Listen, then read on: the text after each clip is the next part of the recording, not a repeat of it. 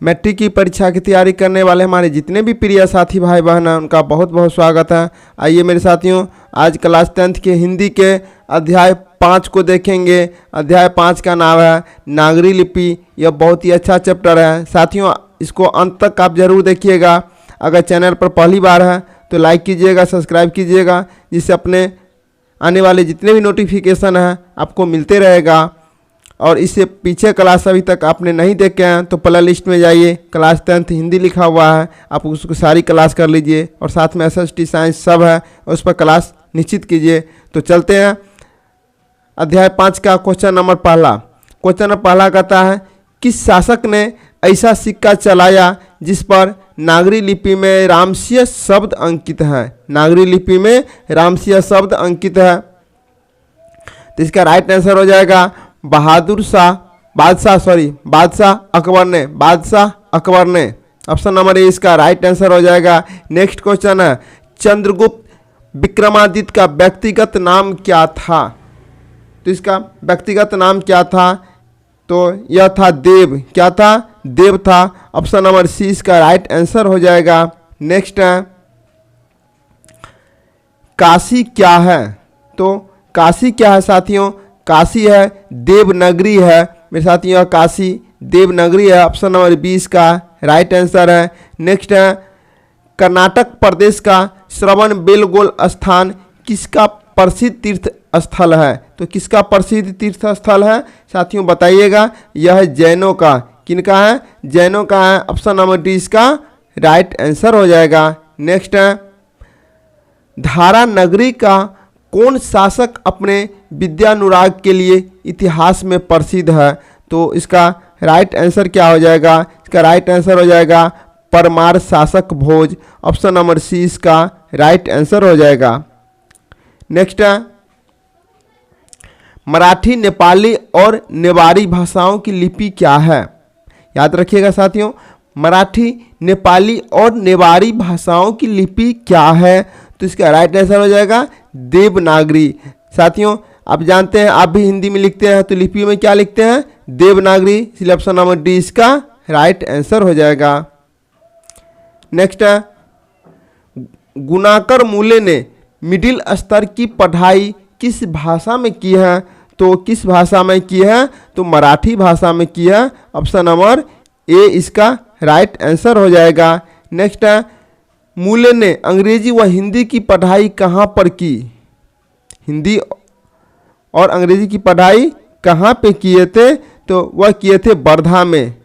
ठीक है, option number C इसका राइट आंसर है। साथियों बताइएगा वर्धा कहाँ पे है। नेक्स्ट है, नेपाली भाषा किस लिपि में लिखी जाती है। तो साथियों नेपाली भाषा देवनागरी लिपि में लिखी जाती है। ऑप्शन नंबर डी इसका राइट आंसर हो जाएगा। नेक्स्ट है, क जैसा शब्द जो दिख रहा है, यह अक्षर का संबंध वर्तमान में किस भाषा से है। यह किस भाषा से है, तो यह मराठी भाषा से। किस भाषा से है, मराठी भाषा में है। नेक्स्ट है, बंगला लिपि प्राचीन नगरी लिपि की है। बंगला लिपि प्राचीन नागरी लिपि का है। तो राइट आंसर क्या हो जाएगा, बहन हो जाएगा। ऑप्शन नंबर बी इसका राइट आंसर हो जाएगा। नेक्स्ट है, केरल के शासकों के द्वारा सिक्कों पर पीर केरलस्य शब्द किस लिपि में लिखी गई है। तो किस लिपि में लिखी गई है, तो यह नागर लिपि में लिखी गई है। ऑप्शन नंबर ए इसका राइट आंसर हो जाएगा। नेक्स्ट है, पहल किन राजाओं के अभिलेखों के लिपि को ही नंदी नागरी लिपि नाम दिया गया था। नंदी नागरी नाम दिया गया था। तो इसका राइट आंसर हो जाएगा विजयनगर राजाओं का। ऑप्शन नंबर बी इसका राइट आंसर हो जाएगा। नेक्स्ट है, टकसाल क्या है।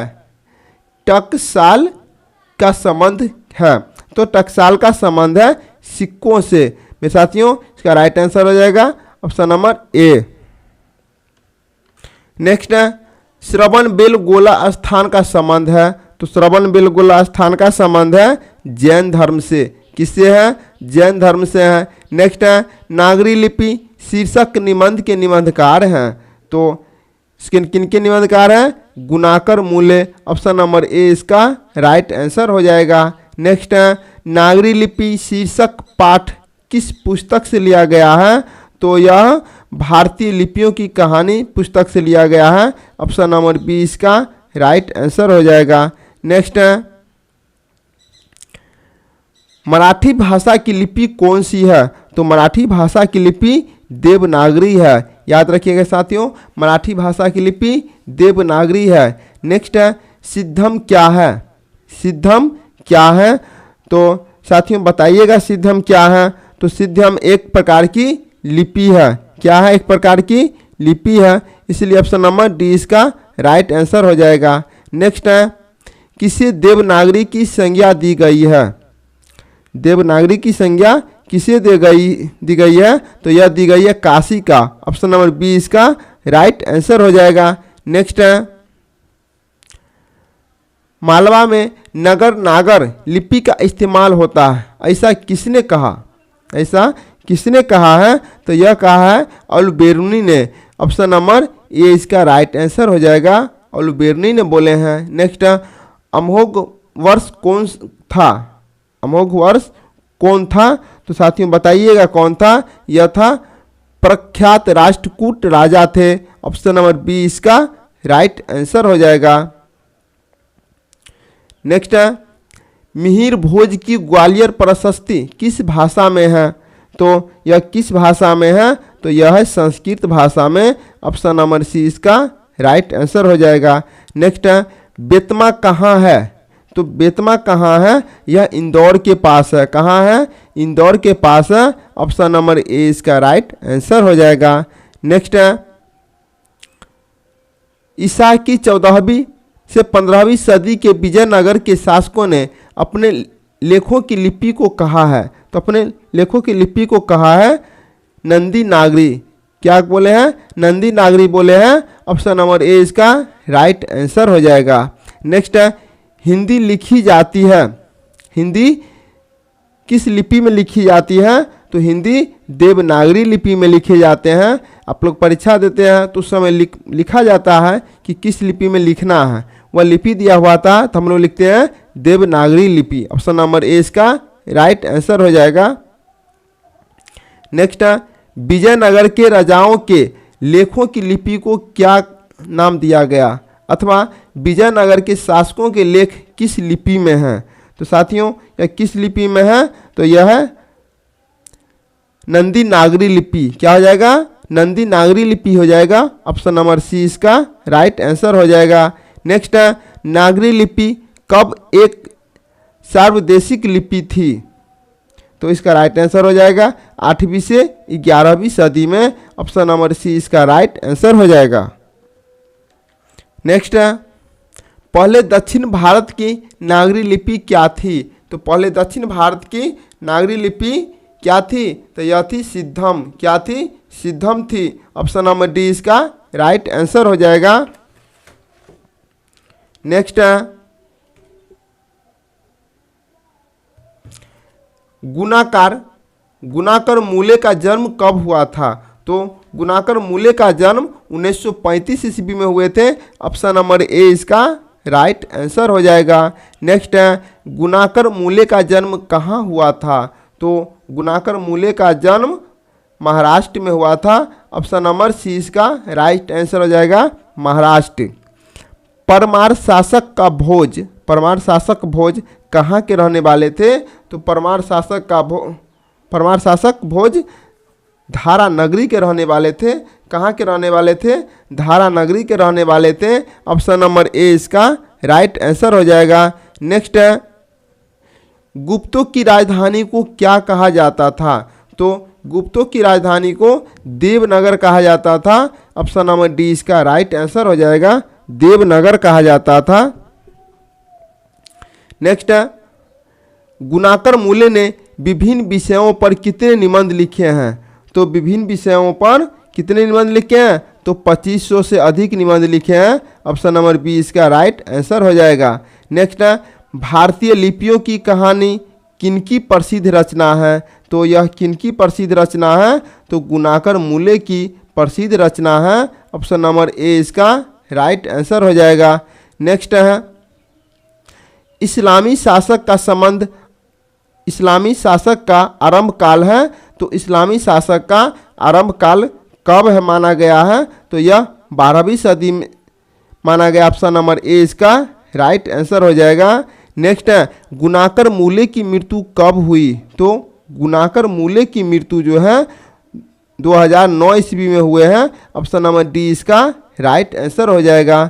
नेक्स्ट है नागरी लिपि के आरंभिक लेख हमें कहाँ से मिलता है, तो साथियों यह कहाँ से मिलता है, तो यह मिलता है दक्षिण भारत से। कहाँ से मिलता है, दक्षिण भारत से मिलता है। ऑप्शन नंबर सी इसका राइट आंसर हो जाएगा। नेक्स्ट है बेतमा दानपत्र किस समय का है, तो बेतमा दानपत्र किस समय का है, तो यह है 1020 ईस्वी का। ऑप्शन नंबर ए इसका राइट आंसर हो जाएगा। नेक्स्ट है उत्तर भारत से नागरी लिपि के लेख कब मिलने लगते हैं, तो इसका राइट आंसर हो जाएगा 8वीं सदी से। ऑप्शन नंबर ए इसका राइट आंसर हो जाएगा 8वीं सदी से। नेक्स्ट है निबंध के लेखक हैं, तो निबंध के लेखक कौन है, गुणाकार मूल्य हैं। कौन है, गुणाकार मूल्य हैं। ऑप्शन नंबर ए इसका राइट आंसर हो जाएगा। नेक्स्ट है तमिल, मलयालम, तेलुगु, कन्नड़ भाषाएं हैं, तो कौन सी भाषाएं हैं, कहाँ की भाषाएं हैं, तो यह दक्षिण भारत की भाषाएं हैं। ऑप्शन नंबर डी इसका राइट आंसर है। नेक्स्ट है रामायण की रचना किस भाषा में है, तो साथियों बताइएगा, तो रामायण की रचना जो है यह संस्कृत भाषा में है। ऑप्शन नंबर ए इसका राइट आंसर हो जाएगा। नेक्स्ट है नागरी लिपि शीर्षक पाठ साहित्य की कौन विद्या है, यह कौन सी विद्या है, तो यह एक निबंध है। ऑप्शन नंबर बी इसका राइट आंसर हो जाएगा। नेक्स्ट है दक्षिण भारत की नागरी लिपि क्या कहलाती है, तो दक्षिण भारत की नागरी लिपि साथियों बताइए क्या कहलाते हैं, तो यह है नंदी नागरी। ऑप्शन नंबर सी इसका राइट आंसर हो जाएगा। नेक्स्ट है 10वीं से 11वीं सदी में किस रचना ने भारत यूरोप के बीच व्यापार संबंध के बारे में बताया है, तो इसका राइट आंसर हो जाएगा पद्मावत। ऑप्शन नंबर सी इसका राइट आंसर हो जाएगा पद्मावत। नेक्स्ट है दक्षिण भारत में द्रविड़ भाषा परिवार की कौन सी भाषा सबसे अधिक प्राचीन है, तो सबसे अधिक प्राचीन है दक्षिण भारत की तमिल। कौन सा हो जाएगा, तमिल हो जाएगा। ऑप्शन नंबर ए इसका राइट आंसर है। नेक्स्ट है सरहपाद की कीर्ति है, तो सरहपाद की कीर्ति हो जाएगा दोहा कोश। क्या हो जाएगा, दोहा कोश हो जाएगा। ऑप्शन नंबर ए इसका राइट आंसर हो जाएगा। नेक्स्ट है दोहा कोश किसकी रचना है, तो दोहा कोश यह सरहपाद की रचना है। ऑप्शन नंबर ए इसका राइट आंसर हो जाएगा। नेक्स्ट है हिंदी के आदि कवि हैं, तो हिंदी के आदि कवि जो हैं यह सरहपाद। ऑप्शन नंबर डी इसका राइट आंसर हो जाएगा। नेक्स्ट है सूर्य नामक पुस्तक किनकी रचना है, तो सूर्य नामक पुस्तक जो है यह गुणाकार मूल्य की रचना है। ऑप्शन नंबर सी इसका राइट आंसर हो जाएगा। नेक्स्ट है नेवारी भाषा किस लिपि में लिखी जाती है, तो नेवारी भाषा जो है यह देवनागरी लिपि में लिखा जाता है, आपको शुरू में ही बताया गया है। नेक्स्ट है दंती दुर्ग किस वंश का शासक था, तो दंती दुर्ग जो है यह राष्ट्रकूट वंश का शासक था। ऑप्शन नंबर ए इसका राइट आंसर हो जाएगा। नेक्स्ट है विद्यानुराग के लिए प्रसिद्ध है, तो विद्यानुराग के लिए प्रसिद्ध है भोज। क्या है, भोज है। ऑप्शन नंबर ए इसका राइट आंसर हो जाएगा। नेक्स्ट है दंती दुर्ग के चाचा का नाम क्या था, तो दंती दुर्ग के चाचा का नाम था कृष्ण। क्या था, कृष्ण था। ऑप्शन नंबर सी इसका राइट आंसर है। नेक्स्ट है गोमटेश्वर का भव पुतला कहाँ है, तो गोमटेश्वर का भव पुतला जो है यह श्रवण बेलगुल में, कहाँ है, श्रवण बेलगुल में है। ऑप्शन नंबर ए इसका राइट आंसर हो जाएगा। नेक्स्ट है 8वीं सदी में शिलाहारों का राज कहाँ स्थापित हुआ था, तो 8वीं सदी में शिलाहारों का राज्य जो है यह महाराष्ट्र में स्थित है। ऑप्शन नंबर बी इसका राइट आंसर हो जाएगा। नेक्स्ट है, किस शासक का व्यक्तिगत नाम देव है? आपको दोस्तों शुरू में ही बताया गया है, तो किस देव का व्यक्तिगत नाम देव है? इसका राइट आंसर हो जाएगा चंद्रगुप्त विक्रमादित्य का। ऑप्शन नंबर ए इसका राइट आंसर हो जाएगा। नेक्स्ट है, एलोरा का कैलाश प्रसिद्ध किस वंश के शासकों ने बनवाया था? तो किस वंश के शासकों ने बनवाए हैं? तो यह है राष्ट्रकूट वंश के शासक। ऑप्शन नंबर डी इसका राइट आंसर हो जाएगा। नेक्स्ट है, राष्ट्रकूट की नई राजधानी कहाँ थी? तो राष्ट्रकूट की नई राजधानी मान्यखेत थी। मान्यखेत या खेत दोनों एक ही शब्द लिखा रहता है कहीं कहीं पे, तो ऑप्शन नंबर ए इसका राइट आंसर हो जाएगा। नेक्स्ट है, गणित सार संग्रह की रचना किसने की? तो गणित सार संग्रह की रचना महावीराचार्य ने किए हैं, तो ऑप्शन नंबर बी इसका राइट आंसर हो जाएगा। नेक्स्ट है, गंग वंश के शासकों का संबंध वर्तमान के किस क्षेत्र से था? तो वर्तमान में किस क्षेत्र से है? तो यह है उड़ीसा क्षेत्र से। ऑप्शन नंबर ए इसका राइट आंसर है। नेक्स्ट है, ब्राह्मी शैली का प्रचलन भी था, तो ब्राह्मी शैली का प्रचलन किस राज्य से संबंधित है? तो यह हो जाएगा उड़ीसा से। साथियों बताइएगा, इसमें कुल जो है 63 क्वेश्चन था। 63 में आपका मार्क्स कितना आ रहा है? अगर थोड़ा भी कम आ रहा है तो आप क्लास कंटिन्यू लगे रहिए, ठीक है, और किताब पढ़ के आइए जिससे आपको लगे कि नहीं ये आंसर इसमें है।